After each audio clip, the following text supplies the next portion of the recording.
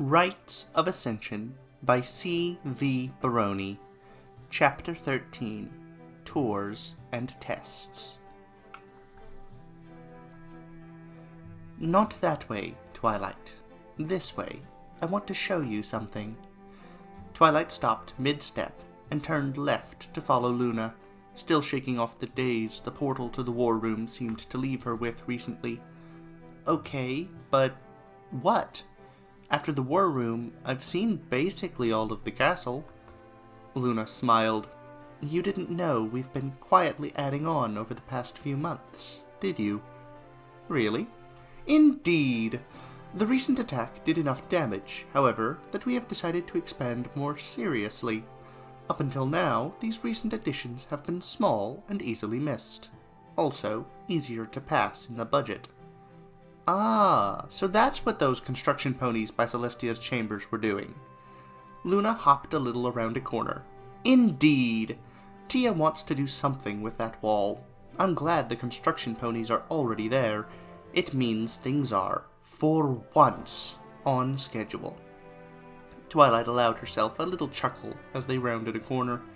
Further off to her left was indeed a new doorway, with sunlight pouring through its glass center. They ducked in, and she saw it was a hallway that, instead of walls, had floor-to-ceiling windows. The outside of the hall had a very splendid view of the gardens, though there was still a crater that had yet to be filled in. The inside of the hall, to her right, held a small courtyard with some fancy plants and flowers. Ahead of her, the hall made a turn to the right to close the courtyard in. Nice, isn't it? Luna said, approaching the turn of the hall, her pace slowing before coming to a stop at the corner. This was actually one of the earlier additions, before the battle. Not only is it a shortcut to the administration offices, it gives a much nicer view. It is nice, Twilight said, wincing a little. Something's off here. It does look nice, so why does Luna sound so nervous? Long seconds passed, while Luna's grin slowly faded, never turning away from the garden view. After it had been gone some time, the princess finally turned back to Twilight. I'm afraid I have some troublesome news, Twilight. I didn't want to tell you this right after you raised the moon.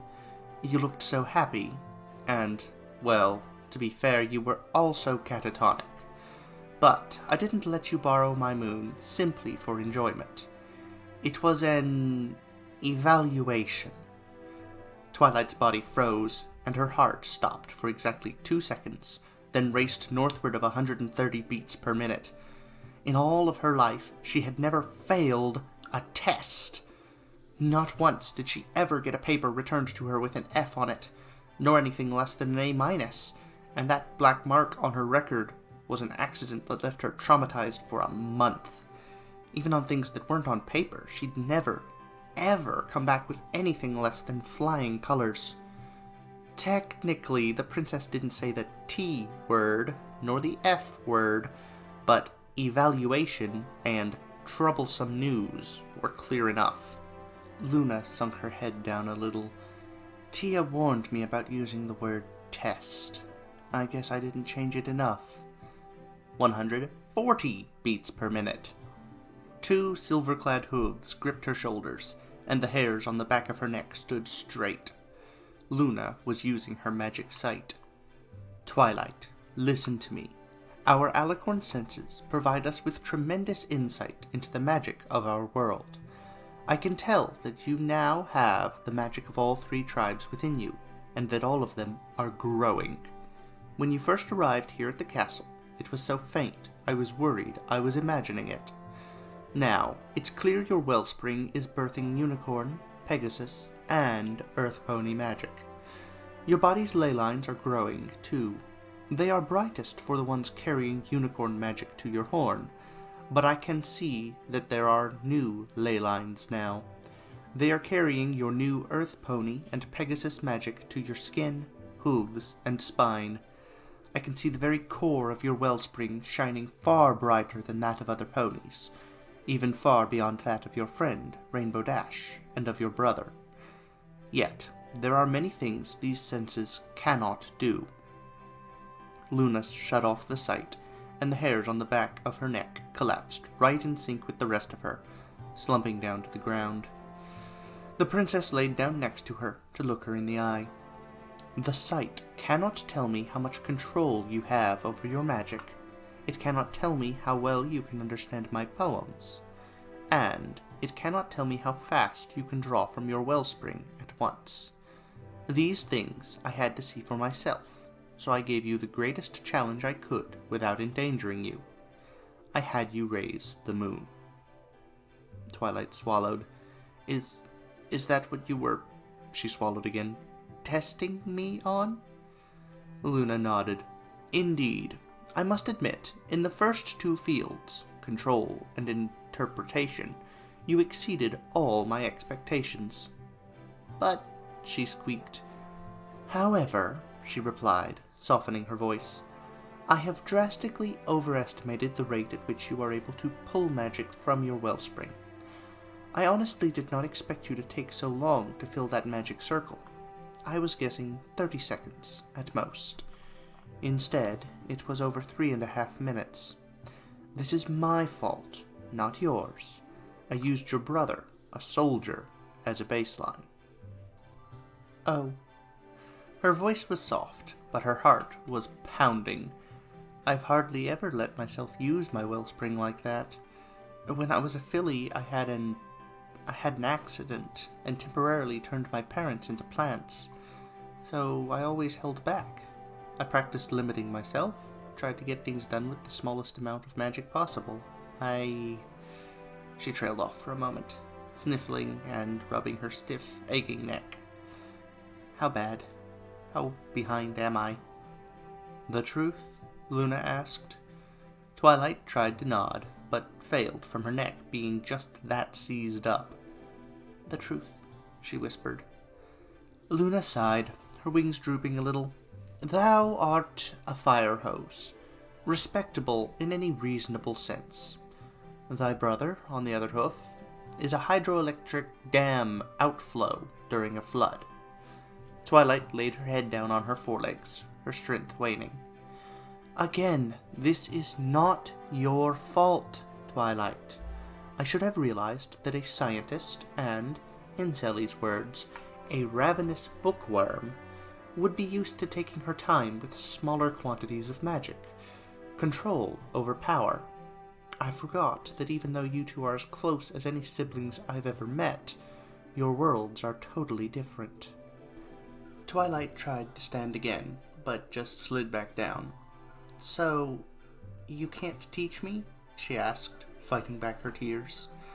Luna sat up and lifted Twilight's head with her silver-clad hooves. Twilight, on my crown, I promise you, I will teach you. You are going to learn more in these 3 months than you had ever thought possible. The only thing this changes is what I'm going to teach you. Luna's words helped, but only just. Twilight locked her gaze on the princess's kind eyes. Only when she saw no hint of anger or disappointment did she manage to calm her shaking. The difference here, Twilight, is that you are simply not ready to use my alicorn spells in a combat situation. Since we have a limited time to get you ready, I'm going to be teaching you more contemporary unicorn battle magic, and working in alicorn powers when I can. I will also be focusing quite a bit on a rather accelerated program of combat basics. One can know all the spells in the world, but in a battle it's useless when you don't understand the timing, the rhythm of battle. Twilight put her ears back on her head and looked down at her hooves. So, I'm not going to get to learn your spells? The princess shook her head. Not yet, I'm afraid. However, I am not opposed to teaching you them when the time comes. Be patient. Luna paused for a moment, her body going temporarily rigid. Ye gods, does it sound awkward for me to be saying that to some pony? You know, her voice cracked, desperately trying to stay steady in an attempt to save face. I once lifted an Ursa Minor, sent it back home, That only earned a smirk. I also heard that it took every ounce of your might to pull it off. Well, yeah, she scratched the back of her neck with a hoof. I mean, it wasn't Ursa. Ursas are dangerous and nigh indestructible, yes, but they're also... What was that delightful phrase Applejack once used? Ah, yes, dumber than a sack of hammers. But, for the sake of argument, let's say you were using that much magic in a spell while in combat. Luna leaned down, putting her muzzle right in front of Twilight's. How tempting a target do you think you would be while standing there defenseless, casting away? What if an enemy soldier rushed you and tried to run a spear through your skull? What if he merely bopped your horn? What would happen? She bit her lip. Well, I'd either be killed, or the spell would fail and probably explode. Luna kept looking at her. Explode right on the tip of my horn, she finished. Correct! Luna raised her neck, and Twilight exhaled, grateful for the personal space back. In truth, an inexperienced unicorn can only expect a small portion of their might to be available for spells in a battle. This can be increased with experience, but one needs to be able to cast while moving and fighting. Most soldiers are smarter than Ursas. They will go after you and look for openings, especially if you're fully absorbed in casting a spell. I suppose that makes sense. To wit, I have been discussing the matter with your brother, and we have come up with a training plan that should work for our purposes. Oh no, Twilight thought. She had teased him about his drills in the past. Not maliciously, really, but she had still done it. When he was getting in shape to join the military academy, she had made it a point to bring a cold drink and slurp it while reading near him. A part of it was simply wanting to be with her brother before he left, but the fact remained, she still teased him about it a bit. There could be no doubt in her mind. This was going to be excruciating. The good news is that even when only looking at you as a unicorn apprentice, you are still quite strong.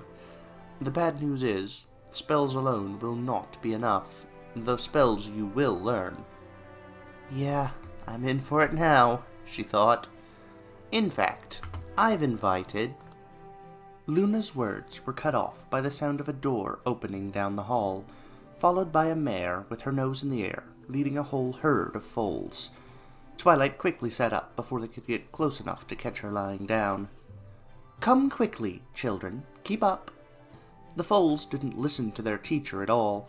The moment they spotted Princess Luna, the ones in the front stopped walking and dropped into a deep bow. The rest of the group quickly followed suit once they could see her too. I said, keep up. The mare leading them finally opened her eyes and saw what the foals were doing, then snapped back to look in front of her with a sickly, terrified look on her face. Sure enough, a split second later, she was on the ground too. 1,000 pardons, Your Majesty. I didn't see you there. Luna raised an eyebrow. Of course not. Your eyes were closed.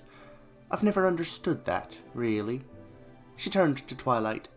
When did it become in vogue to walk around and bump into things because one is too self-important to watch where they are going? It's a wonder we don't lose dozens from tripping off the edge of the city. Well, don't look at me, Twilight laughed. I walk around bumping into things because my head's buried in a book. Ha ha! Fair enough. Every pony, you may rise. I apologize for making you bow so long. Tell me, does this mean my sister has seen fit to restart the school tours of the castle? Yes, Your Majesty. The mare, who appeared to be the foal's teacher, replied. We're from the PS 47 in Manhattan. Manhattan? Twilight tilted her head. Your accent is definitely a Canterlot one. I grew up here, yes, but moved a few years ago when my husband transferred. As Her Majesty said, we're doing field trips for the classes to see the castle. Well then, Luna stood up and walked up to the foals and to the side of the teacher. Hello, every pony. My name is Princess Luna. Welcome to my home. Before you ask, yes, I am an alicorn. Yes, I was banished to the moon at one point. No, it was not pleasant, and yes, I am thousands of years old. Twilight chuckled a little. Clearly, the princess had done this 1,000,000 times before. And the pony next to me is Twilight Sparkle. She is my sister's personal student, and the next candidate to be Grand Mage. Would any pony like to ask her a question? Twilight, however, had not.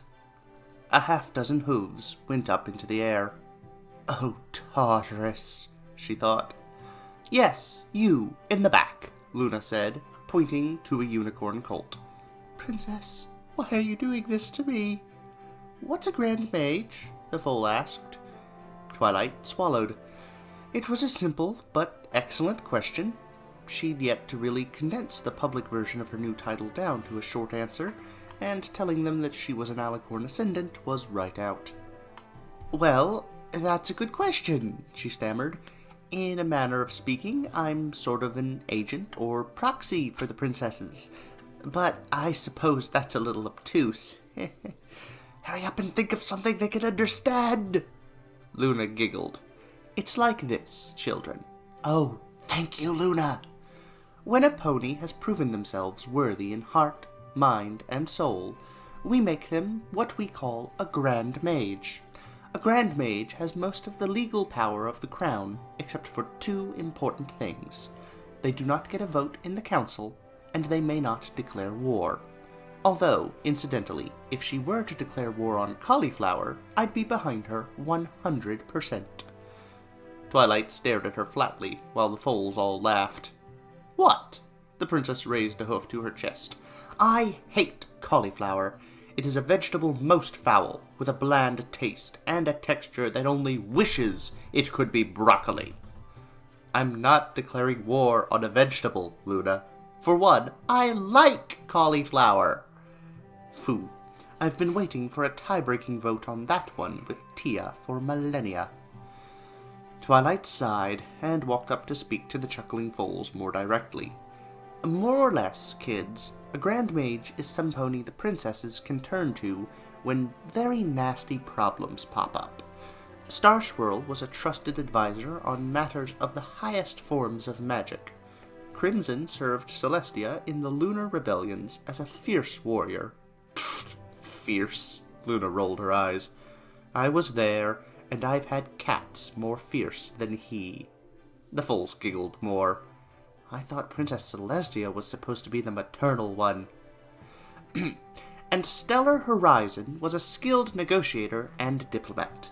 I'm not sure what the princesses have in mind for me yet, but I'm eager to help in any way I can. Next question. A bunch of them put up their hooves, and Luna pointed to one near the wall. Yes, you? The little foal lowered her hoof. We saw a big stack of papers in the throne room. Are you going to have to help them with their paperwork? Well, Twilight trailed off. She hadn't actually considered that. Would she have to do that? Luna cut in. Only if she's been bad. Then we'll make her do the paperwork. Even the teacher giggled at that one. Some pony shoot me. Okay, every pony. I think we've bothered their highnesses enough. Let's move along. We have more to see. Twilight breathed a sigh of relief as the foals all started to follow the teacher out the other end of the hall. One foal, however, was still sitting, looking up at the ceiling with his wings twitching slightly. Huh. Odd. If I recall right, the other foals were all unicorns and earth ponies. Come along, Sky Painter. The colt got up and started to walk. Don't stare at like that around the princesses. It's rude. Halt! Luna yelled, making Twilight jump back a little. The tone wasn't pleasant like the one a mere moment before. This was sharp, commanding, almost angry, and certainly enough to not only get the colt, but the entire tour group to stop dead in their tracks. The Diarch's eyes opened, and she glared at the teacher. You walk with your nose in the air, yet, when you see your young Pegasus charge looking up, you fail to even check what he is looking at. Pitiful. Wait, I didn't check what he was looking at either. Twilight, the teacher, and all the foals turned their heads skywards and gasped. Painted on the ceiling was a winding mural, covering the surface all the way to both ends of the hall. There were small ponies everywhere, painted with exquisite detail for images so tiny. On the left was Cloudsdale in sunny daylight, with a blue sky, puffy white clouds, and rainbow falls showering down. On the right was Canterlot, steeped in night, yet awash with the moon's light, casting shadows from the towers. How did I miss this? Luna motioned with a hoof towards the mural. It is a most curious thing, but true all the same. Simply put, few earth ponies and unicorns ever bother to look up. They miss so much that Pegasi, and alicorns, see, notice, and appreciate. She moved her hoof around in a little swirl-like pattern as she spoke, then stepped up to the colt. Twilight gulped. You should not scold him for finding something that you could not will yourself to notice. Something that, I hope, you will include in your tour in the future. The teacher bowed so deep she was practically laying flat on the floor. Of course, Your Highness. Please forgive me. It is done, the princess assured in a flat, matter-of-fact tone, just before the little foal tapped her on the knee. Yes, did thou have a question? The colt squeaked. Miss Luna, did you paint that? The teacher jumped in. I'm so sorry, Your Highness. He doesn't know how rude he's being. The princess's hoof shot up faster than Twilight's eye could see, stopping itself right in front of the teacher's instantly hushed lips. Stifle! It was a single word in a simple command, but it was spoken with such force and authority it felt as though the world itself would obey. The teacher silenced. The princess lowered her head all the way down to the colt's eye level. Be not afraid, young one. I shall not hurt thee. You are safe, and I am not mad at you. But, before I answer your question, I must ask you one of my own. Why do you think I was the one to paint this mural? The little colt scooted away a bit, his head down and his back arched in fear. Well, it's just when you waved your hoof around, there's a little swirl just like it in the painting. Also, there's a big pony with your color on that one cloud in Cloudsdale, sleeping in the day. So, I kinda thought it was supposed to be you, but as a Pegasus. A few more seconds passed while Luna just stared at him. Then, finally, she smiled and lifted her head, and the tension just evaporated. Well, Sky Painter, I must say you are very observant. And yes, I did indeed paint this mural. I am also quite impressed that you could see such detail. I was able to add many touches during the slow nights of my court, and it warms my heart to know that some pony appreciates it as you do. If you are ever in Canterlot again, find one of my Night Guard. If I am available, I would love to give you a tour myself. I promise, my stories of these hallowed halls are far more interesting than what your teacher is telling you. Yes, ma'am! The colt rebounded almost right away at the praise, smiling and practically bouncing up to his hooves. Wonderful! I look forward to it. Now, go along with your teacher. I've kept you long enough. Luna scooted him along a bit with her hoof, and he galloped off towards the group that shortly left the hall and went out of earshot. Let me guess, Twilight started with a grin. You've had foals too? Luna snorted. Heavens no! I couldn't stand it. I mean, first there's the full birth in and of itself, but then diapers? The crying? No. I could never. Tia was always the nurturing one. I've just picked up a few things along the way. That's all. Twilight blinked. Huh. Were you ever married? No again, Twilight sparkled. It is not in my nature, I'm afraid. I am not a loyal lover. I do not take on a mate for a long period of time. I find some pony I like, I couple, and I move on. Twilight shuddered. When you say couple, you mean intercourse, yes. And yes, I still do it. And no, I won't tell you who. Even Tia doesn't know. Well, at least I don't think she does. I do make an effort to be discreet. Open relations with a princess tends to bring its own set of troubles, and if I like a pony enough to be intimate with them, I like them enough not to wish such things on them. I can imagine. Twilight brought her hooves to her head as a very explicit image popped into her mind. Unfortunately. Luna latched onto that immediately. Oh my! Having naughty thoughts about thy princess, are we? Gah! No! Well, yes, but not intentionally. The princess just laughed. Oh, Tia is right. You are so easily flustered. Be at ease, Twilight. If it was a crime to have lewd thoughts about a princess, I imagine at least a third of Equestria would be behind bars. Perhaps 9/10 if you count Cadence. An equally unfortunate image of Cadence ran through Twilight's mind as she groaned, giving up. I suppose you're right. I know I am, but I shall spare you further thoughts. Come, I have a lesson to teach, and you, she poked a hoof in Twilight's chest, have much to learn.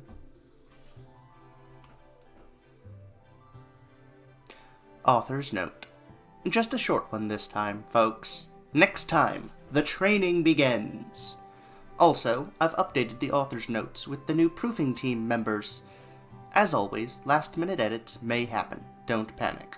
Oh, and I know there's no title image right now. That'll get fixed at some point. But I didn't even settle on a chapter title until the last minute, so we need to give the image makers time to do their thing. Also, I'm writing horse words for NaNoWriMo. You can find a blog post about it here, and check out my user page for daily updates on it. Alright. First of all, regarding the author's note, apparently there's supposed to be an image at the beginning of each chapter, but they're dead. I don't get to see them, I just see upstream error at the beginning of each chapter. And I'll put a link they put here in the description. So we got to see more about what the construction ponies were up to, and on the one hand, someone knows about it, so that's great, and they're probably not being up to anything. On the other hand, Luna was surprised they had actually gotten around to it on time. So, who knows? Maybe they are sketchy. I don't know. I enjoyed the interaction with her and the class. And yeah, I don't look up much, but I specifically don't like looking up because it tends to be bright, either from the sun or light bulbs. I tend to look down a lot. Anyway, I hope you enjoyed, and I'm glad I got this chapter out a little faster than the last one. Anyway, thanks for listening. I hope you all have a pleasant day. Goodbye, everyone.